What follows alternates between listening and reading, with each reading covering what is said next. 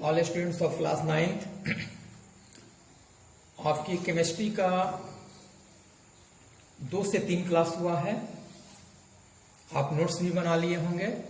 यदि आप नोट्स बना लिए होंगे तो फिर इस वीडियो के माध्यम से आप समझ लेंगे। केमिस्ट्री के पहला लेसन आपके हमारे परिवेश के पदार्थ, लेसन का नाम है हमारे परिवेश के पदार्थ। तो सबसे पहला चीज हम लोग इसमें पढ़ेंगे पदार्थ, कि आखिर ये पदार्थ क्या है। तो देखिए हम पदार्थ को यहाँ पर डिफाइन किए हैं। कोई भी वस्तु जो कुछ स्थान घेरे, जिसमें द्रव्यमान एवं आयतन हो और जो अवरोध उत्पन्न करे। अवरोध का मतलब होता है किसी को विरोध करने वाला, उसको अवरोध कहा जाता है। जो विरोध उत्पन्न करता है तो अवरोध उत्पन्न करे पदार्थ कहलाती है। अब देखिए पदार्थ की भौतिक प्रकृति, अर्थात पदार्थ हम पहचान कैसे करते हैं कि कोई भी वस्तु पदार्थ है। तो देखिए यहाँ पर 5 डिफिनेशन हम बताए हैं पदार्थ का पहचान के लिए। पदार्थ कणों का बना होता है। पदार्थ के कण अत्यंत सूक्ष्म मतलब छोटे होते हैं। पदार्थ के कण हमेशा गतिशील होते हैं। एक स्थान से दूसरे स्थान तक जाना गतिशील कहलाता है। पदार्थ के कण एक दूसरे को आकर्षित करते हैं। पदार्थ के कणों के बीच रिक्त स्थान होते हैं, मतलब एक दूसरे के बीच खाली स्थान। अब है पदार्थ का वर्गीकरण। तो भौतिक गुणों के आधार पर पदार्थ को 3 रूपों में वर्गीकृत किया गया है। एक ठोस, सबको जानता है ठोस, ये होता है द्रव, सबको पता है, और एक गैस। ठोस, द्रव और गैस ये पदार्थ का 3 अवस्था है। आमतौर पर ठोस के मतलब आप लोग समझते हैं जो चीज हार्ड होता है। द्रव के मतलब लिक्विड, ठीक ना, और गैस ये गैसीय अवस्था है। अब तीनों अवस्था की पहचान हम कैसे करेंगे। जैसे पदार्थ की ठोस अवस्था, तो इस अवस्था में पदार्थ के कण एक दूसरे के काफी निकट रहते हैं। एक कण एक स्थान से दूसरे स्थान तक स्वतंत्रता पूर्वक गमन नहीं कर सकते हैं। प्रत्येक कण एक दूसरे के साथ है अंतराण्विक आकर्षण बल से बंधे रहते हैं। यहाँ पर यह शब्द है अंतराण्विक आकर्षण बल, मतलब कि जब 2 वस्तु, जैसे मान लेते हैं ये कोई बॉल है, ठीक ना, ये सॉलिड है, तो ये जो बना हुआ है ये छोटे छोटे कणों से मिल करके ये सॉलिड बना हुआ है। तो 2 कणों के बीच जो बल लगता है वो कहलाता है। तो इसमें 2 कणों के बीच जो बल लगता है, ठीक ना, एक कण है और एक कण है, तो दोनों के बीच लगने वाला बल जो होता है उसको हम लोग अंतराण्विक आकर्षण बल कहते हैं। तो ठोस में क्या होता है कि सॉलिड, उसके कण जो होते हैं वो एक दूसरे से सटे हुए होते हैं। ये पदार्थ की ठोस अवस्था होती है। अब हम पढ़ेंगे पदार्थ की ठोस अवस्था का गुण क्या होता है। तो देखिए आखिर ठोस पदार्थ के समान गुण, आकृति और आयतन निश्चित होते हैं। ठोस पदार्थ का घनत्व उच्च होता है। ठोस पदार्थ कठोर और दृढ़ होते हैं। ठोस पदार्थ में बहाव की प्रवृत्ति नहीं होती है।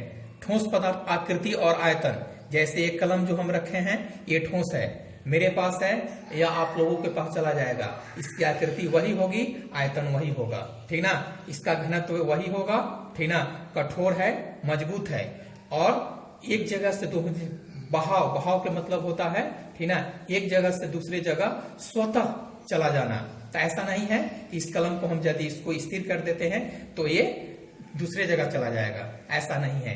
तो ये 4 गुण जो होता है ये होता है ठोस पदार्थ में। अब पदार्थ की द्रव अवस्था जो दूसरा अवस्था था, ठोस की अपेक्षा द्रव का कम मजबूती के साथ एक दूसरे के साथ बंधे रहते हैं। द्रव के कण अधिक स्वतंत्रता पूर्वक एक स्थान से दूसरे स्थान तक गमन करते हैं। द्रव के कण जो होते हैं वो ठोस की अपेक्षा थोड़ा ज्यादा दूरी पर होते हैं। जैसे मान लेते हैं ये दोनों के बीच है, तो ये जो है मान लेते हैं ये यदि ठोस की स्थिति है और इसी कोण को यदि द्रव में लाते हैं तो इसके बाद ये कण हो जाएगा ये, ठीक ना। यदि ये ठोस का स्थिति है ये, ठीक ना, तो ये द्रव की स्थिति होगा, मतलब दोनों कोणों के अंतराल जो बढ़ जाता है। द्रव के समान गुण, आकृति अनिश्चित किंतु आयतन निश्चित होता है। द्रव पदार्थ में बहाव की प्रवृत्ति पाई जाती है। द्रव का घनत्व ठोस के घनत्व से कम होता है। द्रव पदार्थों का द्रवणांक और क्वथनांक ठोस पदार्थों से प्रायः कम होता है। माने कि द्रव का दोनों चीज वह ठोस से कम होता है। अभी 2 पॉइंट, बहाव की प्रवृत्ति, यदि पानी को यहाँ पर छोड़ देते हैं, ठीक ना, तो जितना पानी है उतना बह करके जितना उसके पास कैपेसिटी है, आयतन है, वो दूसरे जगह चला जाएगा। आकृति अनिश्चित और आयतन निश्चित। यदि आप पानी को एक गिलास में रखे हैं, ठीक ना, तो वो गिलास के आकार का होगा। यदि उस पानी को आप मग में डाल देते हैं, ठीक ना, यदि उस पानी को आप मग में डालते हैं तो मग के आकार का हो जाएगा, लेकिन पानी का आयतन वही है। यदि 1 लीटर पानी गिलास में है तो मग में भी 1 ही लीटर पानी होगा, ठीक ना, लेकिन उसका आयतन आकार जो है चेंज कर जाएगा। इसलिए कहा है कि इसकी आकृति जो होती है अनिश्चित होती है। जिस तरह के बर्तन में डालेंगे उस तरह के आकार का हो जाएगा, लेकिन मात्रा उतना ही रहेगा। अब इसकी पहचान कैसे करते हैं? गैस के कणों के बीच, अब हो गया द्रव। अब गैसीय अवस्था, जो पदार्थ की तीसरी अवस्था थी, उसको हम लोग गैसीय अवस्था कहते हैं। तो गैस के कणों के बीच अंतराणु बहुत कमजोर होता है, जिस कारण कण स्वतंत्रता पूर्वक गमन करते हैं। जैसे इसमें क्या होता है कि कण जो होता है वो काफी डिस्टेंस पर होता है, एक दूसरे के बीच कोई बल नहीं लगता है, यानी एक कण के बीच में और दूसरे कण के बीच में कोई फोर्स नहीं लगेगा ताकि वो एक दूसरे को अट्रैक्ट कर सके। ये स्वतंत्रता पूर्वक गमन करता है। जैसे हमारे वायुमंडल है, ठीक है, उसमें विभिन्न गैसों का मिश्रण है, सभी स्वतंत्रता पूर्वक गमन कर रहा है। इससे वायुमंडल में हाइड्रोजन है, ऑक्सीजन है, हीलियम है, लिथियम है, बेरिलियम है, जितने भी गैस है, ठीक ना, वो कोई भी गैस एक दूसरे को आकर्षित नहीं करती है और वो स्वतंत्रता पूर्वक गमन कर रही है। गैस के समान गुण क्या होता है? आकृति और आयतन दोनों अनिश्चित होते हैं, न इसकी कोई आकृति होती है और न कोई आयतन, दोनों अनिश्चित होते हैं। ठोस एवं द्रव के तुलना में गैस के घनत्व निम्न होते हैं, मतलब ठोस से कम हो गया द्रव में और द्रव से कम हो गया गैस में। गर्म या ठंडा करने पर गैसों को क्रमशः प्रसारित या संकुचित किया जाता है। प्रसारित का मतलब होता है फैलना और संकुचित का मतलब होता है सिकुड़ना। प्रसारण, किसी भी चीज को प्रसारित का मतलब होता है उसको फैला देना है। तो किसी भी गर्म पदार्थ, कोई भी गैस को यदि हम गर्म करते हैं तो वो ठंडा भी हो सकता है और यदि हम ठंडा करते हैं तो गर्म भी हो सकता है। समान वायुमंडलीय दाब पर किसी गैस के द्रव्यमान और क्वथनांक कमरे के ताप से कम होता है। अब यहाँ पर जो ऊपर बताए हैं ये अवस्था परिवर्तन को बताए हैं कि कैसे होता है। पदार्थ की अवस्थाओं का प्राथमिक परिवर्तन, जैसे ठोस, द्रव और गैस जो होता है अपनी किस तरह की अवस्था जो होती है वो परिवर्तित कर लेती है, ये चीज है। तो देखिए ये ठोस पदार्थ है, यदि इसको हम गर्म करते हैं तो द्रव अवस्था में आ जाएगी और यदि द्रव को गर्म करते हैं तो गैस में आ जाएगी। फिर नीचे देखिए, यदि गैस को हम ठंडा करेंगे तो द्रव हो जाएगा और द्रव को ठंडा करेंगे तो ये ठोस हो जाएगा। एरो के साइन से पहचान, दोनों तरफ एरो है तो पहले ऊपर दोनों एरो को देखना है और फिर रिवर्स उल्टा एरो को देखना है। एग्जाम्पल में दिए हैं बर्फ, यदि हम बर्फ को गर्म करते हैं तो ये जल हो जाएगा और यदि जल को गर्म करते हैं तो जलवाष्प भाप बन जाएगा। यदि जलवाष्प को ठंडा करते हैं तो फिर जल हो जाएगा और यदि जल को ठंडा करेंगे तो वो बर्फ हो जाएगा। ठीक है, एक समान एग्जाम्पल है जिसको पूर्णतः सभी को समझ में आ गया होगा। ठीक है, अब इस लेसन में कुछ पॉइंट है, जैसे द्रव्यमान किसको कहते हैं, ये शब्द आया था। क्वथनांक किसको कहते हैं, इसको मेल्टिंग पॉइंट एमपी कहते हैं और बॉइलिंग पॉइंट इसको बीपी कहते हैं। ठीक है, तो द्रव्यमान का मतलब होता है जिस ताप पर कोई पदार्थ ठोस अवस्था से द्रव अवस्था में परिवर्तित होना प्रारंभ करता है उसे पदार्थ का द्रव्यमान करते हैं। मतलब कोई भी ठोस पदार्थ यदि द्रव अवस्था में, जैसे बर्फ को यदि हम गर्म करें तो ये जल में परिवर्तित हो गया, ये बर्फ को यदि हम गर्म किए थे तो जल में परिवर्तित हो गया। ठीक है, तो जिस ताप पर बर्फ जल में परिवर्तित होगा वह ताप बर्फ का द्रव्यमान कहलाएगा। क्वथनांक होता है कि जिस ताप पर कोई पदार्थ द्रव की अवस्था से गैसीय अवस्था में परिवर्तित होना प्रारंभ होता है वह ताप द्रव का क्वथनांक कहलाता है। मतलब कि ठोस से द्रव हुआ और द्रव से गैस। एक टॉपिक है वाष्पन, जिस प्रक्रिया द्वारा जल वाष्प में परिवर्तित होता है उसे वाष्पन कहते हैं।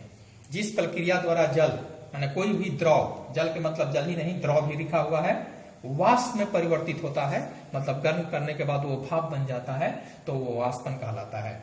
वाष्पन को प्रभावित करने वाला कारक द्रव की प्रकृति, द्रव का ताप, द्रव का पृष्ठीय क्षेत्रफल, वायु का वेग, ये वाष्पन को प्रभावित करता है। एक टॉपिक और है आपको, एक क्वेश्चन है आपका, एक क्वेश्चन था। ठीक है, हाँ ये देखिए वाष्पन और क्वथन दोनों में अंतर बताए थे हम कि वाष्पन और क्वथन में क्या अंतर है। तो देखिए, यह द्रव के सिर्फ ऊपरी सतह पर होता है और यह संपूर्ण द्रव में होता है। क्वथन की क्रिया जो होती है वह पूरा द्रव, और जो वाष्पन होता है वह द्रव के सिर्फ ऊपरी सतह पर। जैसे सूर्य की रोशनी से यदि पानी गर्म होता है तो ऊपर से गर्म होकर के भाप में परिवर्तित होता है, लेकिन यदि हम पानी को गर्म करते हैं तो ऐसा नहीं होगा। भाप तभी बनेगा जब संपूर्ण पानी गर्म हो जाएगा। यह क्रिया सभी तापों पर होती है, यह एक निश्चित ताप पर होती है। यह क्रिया सभी तापों पर, यह कोई जरूरी नहीं है कि सूर्य की रोशनी तेज होगी तभी वाष्पन की क्रिया होगी। सूर्य का रोशनी कम भी रहेगा तो वाष्पन संभव है, लेकिन यह क्रिया एक निश्चित ताप पर होता है। इसलिए कि पानी को यदि आप स्टोव को गर्म कर देते हैं तो वह तब तक नहीं भाप बनेगा जब तक उसका टेम्परेचर 100 डिग्री नहीं पहुंच पाता है, क्योंकि क्वथन माने पानी जो होता है वो 100 डिग्री सेल्सियस पर वेपराइज होता है। इसलिए एक निश्चित ताप होना चाहिए। 100 डिग्री जैसे ही पहुंचेगा वो वेपराइज होने लगेगा, लेकिन इसमें ऐसा बात नहीं है। इसमें ठंडक उत्पन्न होती है और इसमें ठंडक उत्पन्न नहीं होती है। यदि ये क्रिया वाष्पन जो है तो इसमें ठंडा उत्पन्न होता है, लेकिन इसमें कभी नहीं होती है। देखिए, अभी हम पदार्थ के 3 अवस्था बताए थे। एक बताए थे ठोस, दूसरा द्रव और तीसरा बताए थे गैसीय। देखिए, ये 3 अवस्था, केमिस्ट्री इसी 3 अवस्था को बताता है, ठीक ना। लेकिन विज्ञान जो है एक सतत प्रयत्नशील चीज है, आविष्कार है, ठीक ना। उसको जितना आप एक्सपेंड करें, इन्वेंशन करें, वो मिलता चला जाएगा। इसलिए 3 अवस्था के बाद साइंस पदार्थ की 2 अवस्था और बताता है। तो एक प्लाज्मा अवस्था होता है और एक को कहा जाता है बोस-आइंस्टाइन कंडेंसेट। इससे पहले आप लोग नहीं जानते हैं, ठीक ना। इससे पहले पदार्थ की 3 अवस्था, ठोस, द्रव और गैस के बारे में सभी लोग जानते हैं, लेकिन आज आप पदार्थ की 2 अवस्था और जाने, ठीक ना, जिसको चतुर्थ और पंचम अवस्था का नाम दिया गया है। तो पदार्थ की प्लाज्मा अवस्था, ये शब्द जो प्लाज्मा है ये पदार्थ की चतुर्थ अवस्था में आता है, और बोस-आइंस्टाइन कंडेंसेट, ठीक ना, ये पंचम अवस्था। ये बोस और आइंस्टाइन 2 वैज्ञानिक का नाम है, दोनों ने मिल करके इस अवस्था को बनाया था। सुबह, ठीक ना, ये बोस जो है, ठीक ना, ये वैज्ञानिक है, और आइंस्टाइन ये दोनों साइंटिस्ट है, दोनों मिल करके पदार्थ की पंचम अवस्था बनाया। तो देखिए, पदार्थ की चतुर्थ अवस्था में क्या है, प्लाज्मा अवस्था। प्लाज्मा अवस्था का मतलब होता है कि वह अवस्था, ठीक ना, जिस चीज को यदि हम चाकू से काटे, ठीक ना, या उसको हम स्पंज, जैसे स्पंज का एग्जांपल लीजिए, ठीक ना, जैसे स्पंज है वो पदार्थ की प्लाज्मा अवस्था के अंतर्गत आता है, ठीक ना। यदि आप केक को लेंगे तो पदार्थ की प्लाज्मा अवस्था में वो आता है। यदि आप ऐसा कोई भी चीज है, ठीक ना, जैसे मान लेते हैं ये केक हो गया, स्पंज हो गया, पनीर को ले लीजिए, ये पदार्थ की चतुर्थ माने कि ये जो है ये पदार्थ की प्लाज्मा अवस्था कहा जाता है, जिसको चाकू से आसानी से काट सकते हैं।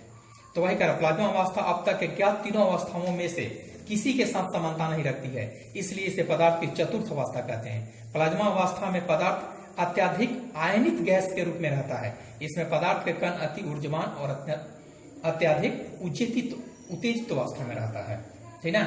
इस चीज को समझने के लिए सबसे बेस्ट एग्जांपल हम बताएं, ठीक ना। इस अवस्था का जैसे मान लेते हैं आप केक लीजिए, ना ठोस है, ना द्रव है, ना गैस है, ठीक ना। ये कौन अवस्था है, तो ये प्लाज्मा अवस्था में कहलाएगा। बोस-आइंस्टाइन कंडेंसेट अति निम्न घनत्व वाली गैस के अधिक ठंडा करके इस अवस्था को प्राप्त किया जाता है। इस अवस्था को बोस-आइंस्टाइन कंडेंसेट BEC कहते हैं।